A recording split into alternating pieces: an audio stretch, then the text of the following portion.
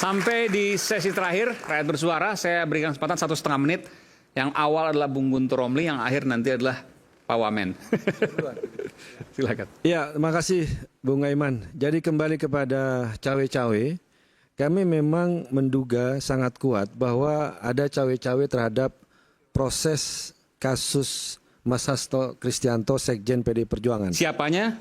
Belum tahu. Sebentar dulu. Nanti laporin sama Bung Mardian. Oh, mau dilaporin? Bentar. Ada rencana pelaporan?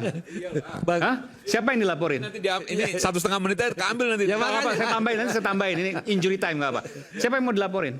Ya, Deddy Sitorus.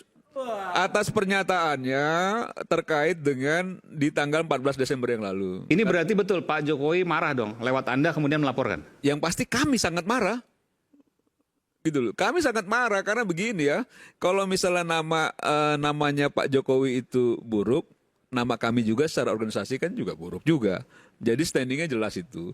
Nah, bahwa memang kami ingin melaporkan besok ke Barreskrim Mabes Polri maupun ke MKD, tentu dengan kajian yang mendalam. Apa yang akan kita laporkan? Tunggu besok. Itu satu. Yang kedua, kenapa kami laporkan? Karena memang ini sudah berkali-kali serangan-serangan ini yang menurut kami sudah tidak lagi bisa dibiarkan dan tidak bisa lagi dibenarkan. Jadi harus memang ada langkah-langkah yang jauh lebih tegas. Saya rasa itu. Oke, silakan. Jadi sekalian dijawab juga. pertama, itu hak lah. Hak mau melaporkan ke MKD, mau ke polisi itu kan hak warga negara untuk melaporkan hal tersebut kalau memang dia ada kerugian. Yang penting kan di situ kan ada standingnya jelas. Kalau yang kami tahu biasanya itu kan itu adalah delik aduan yang bersangkutan yang melapor. Yang dirugikan. Tapi terserah lah gimana besok itu. Yang ingin saya tegaskan di sini adalah soal kasus cawe-cawe. Seharusnya Mas Hasto Kristianto itu menang di pra-peradilan. Seharusnya. Cuma kami menduga dan mendapatkan informasi ada hakim MA berinisial Y yang melakukan intervensi. Hakim Mahkamah Agung. Hakim Mahkamah Agung, inisialnya Y. Ya, kami mendapatkan informasi itu. Kenapa? Karena kalau argumentasi kami itu lemah, harusnya hakim pra-peradilan itu menolak. Ya, tapi karena ini kami kuat, harusnya diterima, akhirnya bergeser menjadi NO, tidak berpendapat. Ini kami lihat, inilah yang disebut dengan bagian intervensi.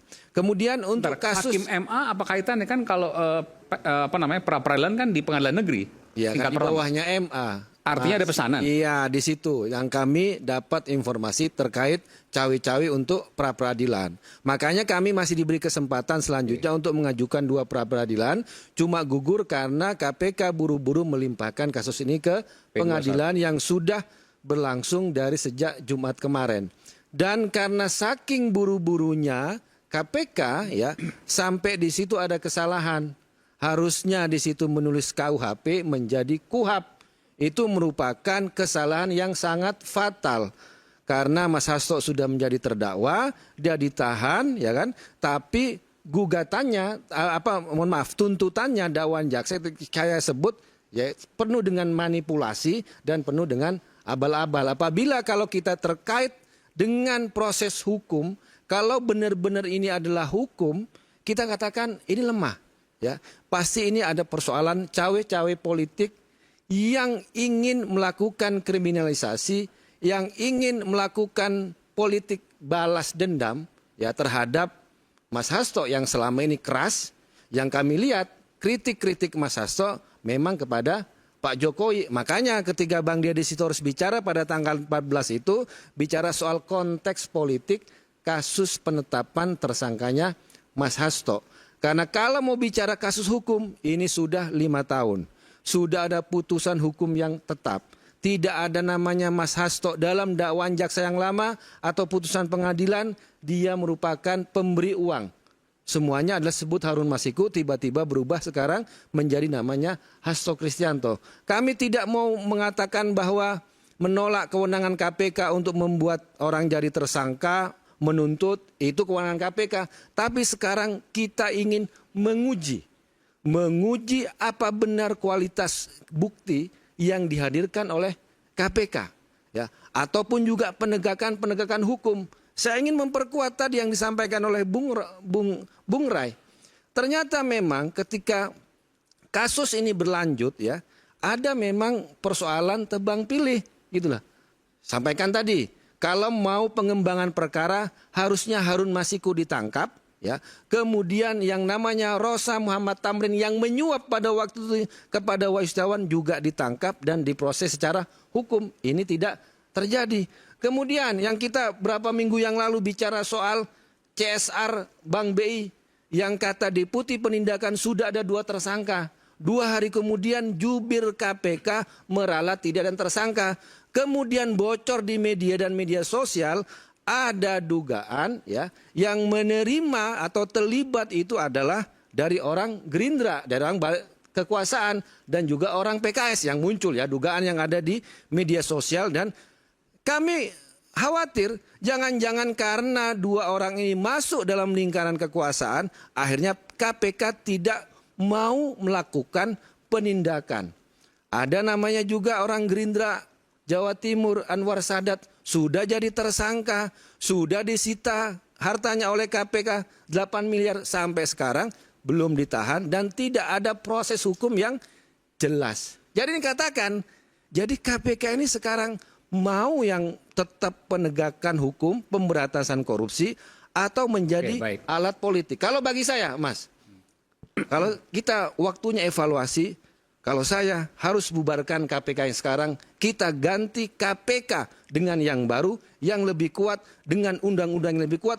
Kalau yang sekarang, saya sudah putus harapan, ini KPK sudah menjadi alat politik. Itu Mas saya. Silakan. Ya. Ya, saya menit ya.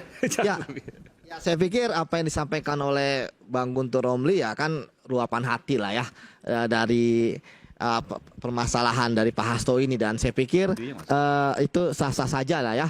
Sekarang kan sebenarnya kita sudah bergulir di pengadilan ya. Di situ akan terbuka oleh publik. Sebenarnya ya fakta-fakta apa yang dimiliki oleh KPK. Nanti saksi-saksi akan dihadirkan di sidang. Nanti barang bukti akan ditunjukkan di sidang. Nanti kan pihak pengacara bisa bertanya kepada saksi tersebut. Ya, ketika kemarin dikatakan KPK terburu-buru, saya pikir kalau kemarin KPK terburu-buru justru yang diuntungkan pihaknya Pak Hasto, ya kan? Karena pasti kalau terburu-buru itu perkaranya nggak lengkap, pasti ada misilin dan sebagainya. Jadi justru saya melihat ya bahwa memang perkara ini kan mudah lah ya. Seperti kemarin disampaikan bahwa ternyata terkait dengan Pak Hasto hanya ada berapa lembar lah ya. Ya memang kan saat ini kan terkait dengan dakwanya Pak Hasto seperti itu. Nah jadi kita tunggu saja dan saya yakin bahwa proses nanti akan berlangsung dengan adil gitu ya. Ketika tadi dikatakan dalam praper ada hakim agung inisial Y misalnya gitu ya. Saya lihat banyak juga Bang inisial Y gitu ya. Tadi saya langsung googling kan. Wah, banyak inisial Y gitu kan. Seperti itu. Ya saya pikir jangan saya juga bisa gitu kan. Oke. Jadi maksud saya Bang jangan sampai lagi nanti inisial makin banyak gitu kan. Kemarin kita udah masalah utusan gitu kan.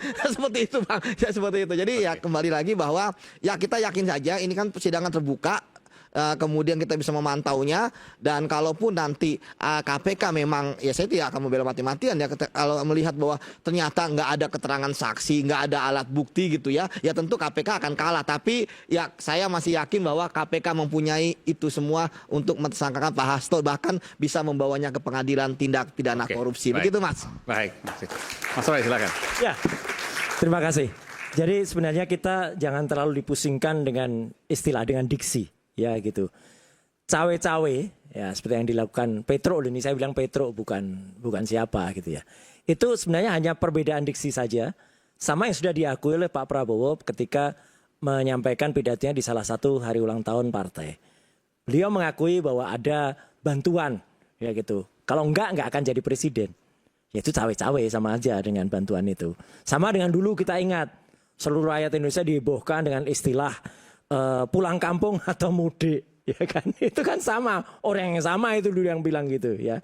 Tapi ya nggak apa-apa lah, asal artinya sama nggak apa-apa, Mas Aiman. Jangan sampai nanti salah mau bilang asam folat, bilangnya asam sulfat, itu aja udah.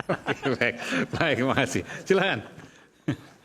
Baik, jadi kalau menurut saya memang sekali lagi ini kan soal positioning dan kepentingan ya. Jadi bagaimana kita berada di posisi sebelah mana, bagaimana kita melihat cara sudut pandangnya. Kalau sekarang Guntur bicara soal bubarkan KPK, dia juga tidak bersuara ketika memang ketua KPK yang lalu Firly misalnya melakukan banyak sekali kesalahan, banyak sekali pelanggaran etika, naik helikopter dan lain sebagainya. Berarti kan bisa diambil kesimpulan kalau memang dia kawan harus dilindungi, kalau dia lawan harus diberangus, kan begitu loh.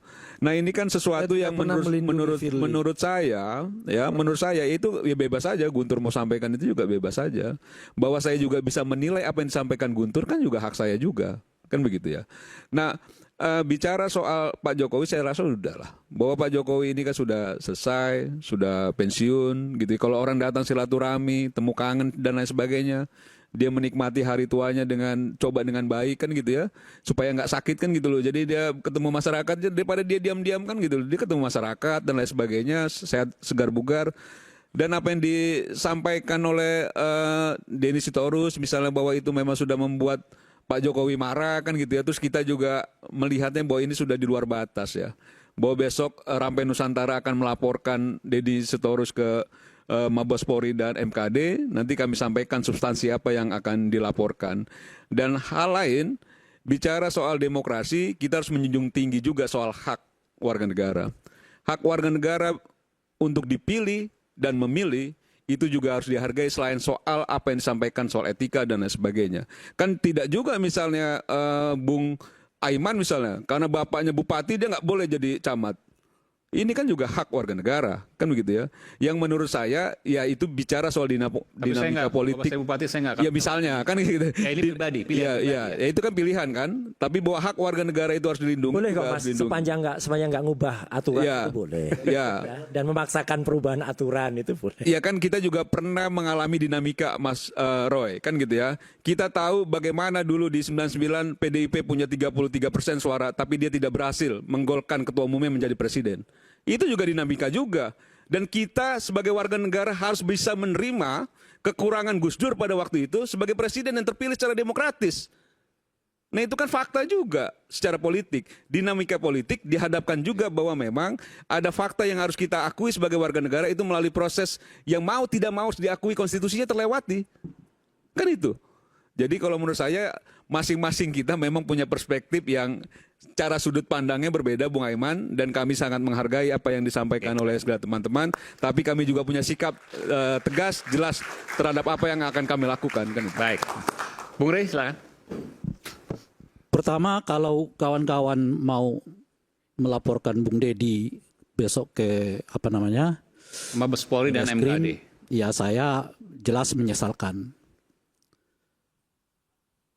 Begitu banyak persoalan di Republik ini, masa kasus soal yang begitu Anda harus laporkan ke Barreskrim gitu.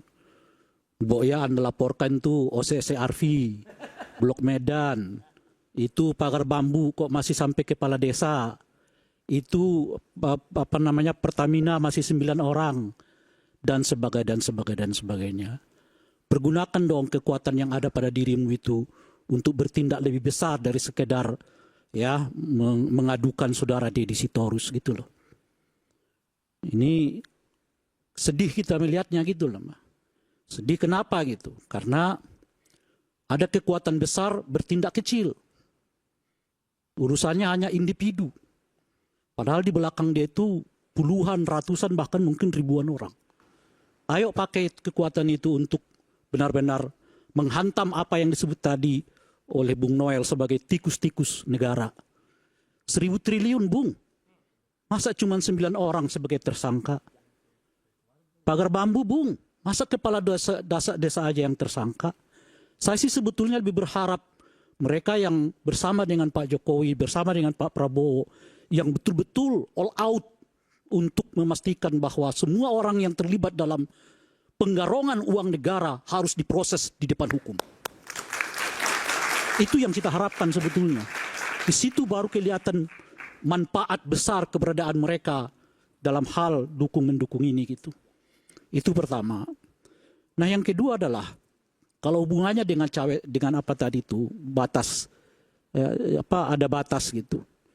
Kita mungkin juga perlu untuk mengingatkan sekarang khususnya kepada Pak Prabowo. Apa itu gitu? Kondisi ekonomi kita kelihatan sedang tidak baik-baik saja. PHK di mana-mana. Dolar ya sangat kuat. Rupiah kita terpuruk. Saham turun sampai 6% dan sebagainya. Saya bukan ahli ekonomi. Tapi hampir banyak ekonom mengatakan ini sinyal yang tidak terlalu menggembirakan bagi kesehatan ekonomi kita di masa yang akan datang. Artinya apa? Cukup dulu Pak Prabowo fokus saja dulu urus ekonomi. Supaya apa yang di depan mata kita ini terlihat seperti peristiwa yang ya mungkin menyeramkan dan sebagainya itu bisa kita lewati. Oleh karena itulah hal-hal yang katakanlah misalnya tidak sepenuhnya berhubungan dengan pemenuhan ekonomi ini nggak usah diprioritaskan dulu. Apa itu? Antara lain soal revisi undang-undang TNI yang justru menimbulkan gejolak di tengah masyarakat, di tengah persoalan ekonomi kita yang sedang memburuk. Maka dan oleh karena itulah saya meminta kepada Pak Prabowo hentikan pembahasan RUU TNI karena itu justru menambah persoalan di dalam bangsa kita. Apa urgensinya?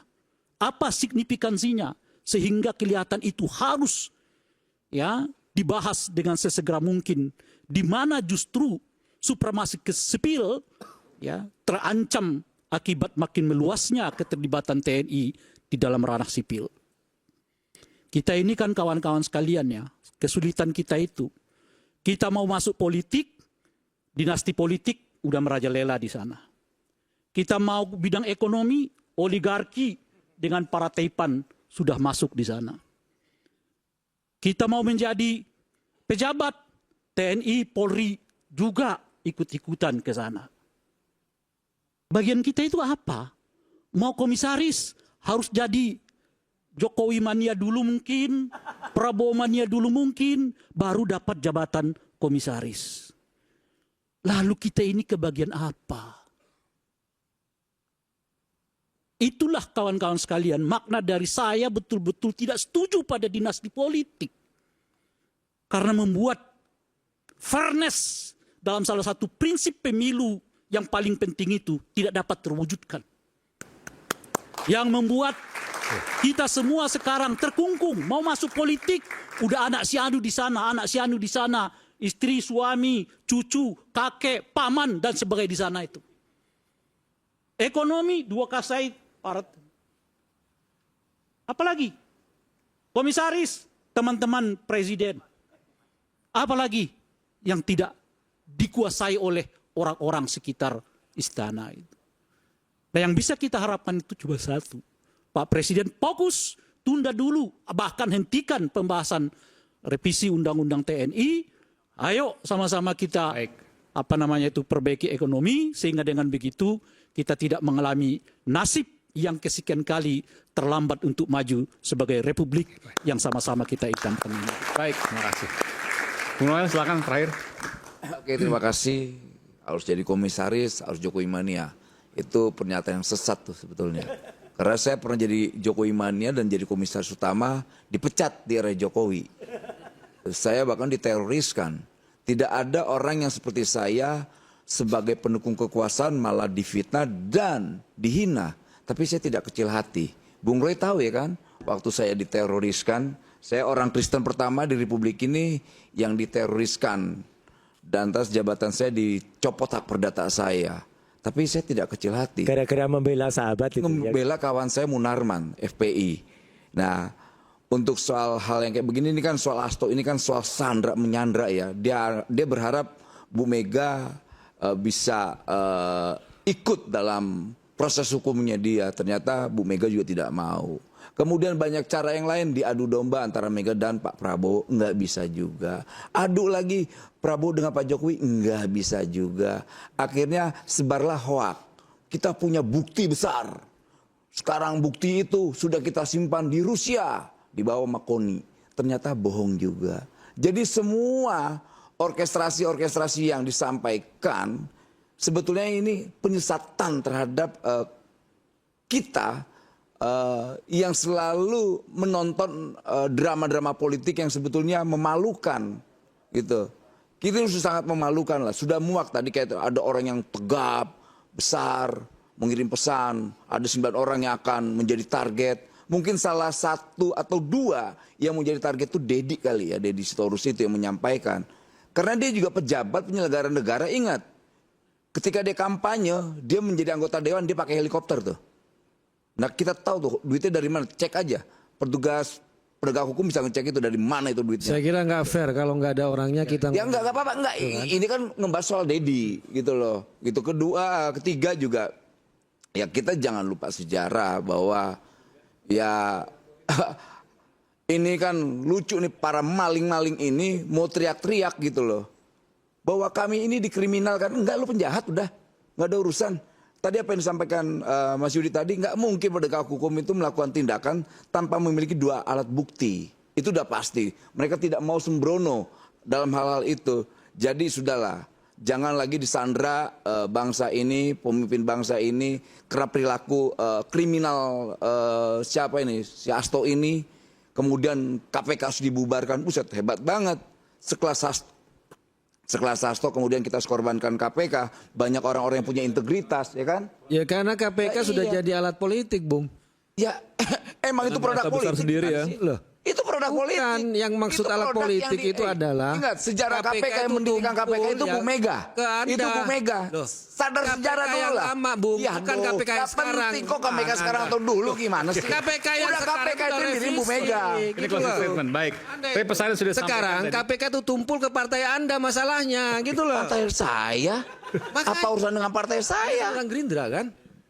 Dulu Kalaupun saya Gerindra, tumpul kenapa? partai mana dulu? Kalau dulu Apa urusan dengan partai mana ini? KSRBI aja nggak ada urusannya penetapan dengan tersangka Gerindra? sampai Baik, sekarang. Kalau Ya kan? sekarang ke Partai Noel, kalau dulu ke partai mana ini kumpulnya ini? Bukan berhenti Ya pasti pada sudah lah, hari nggak usah ini. drama-drama Kita akan lagi lah. simak Jalani KPK proses pada hukum lah. episode KPK ke depan. bukan Malaysia. Saya Iman Wicaksono, terima kasih pada para narasumber. Kita bertemu rakyat bersuara pekan depan. Salam.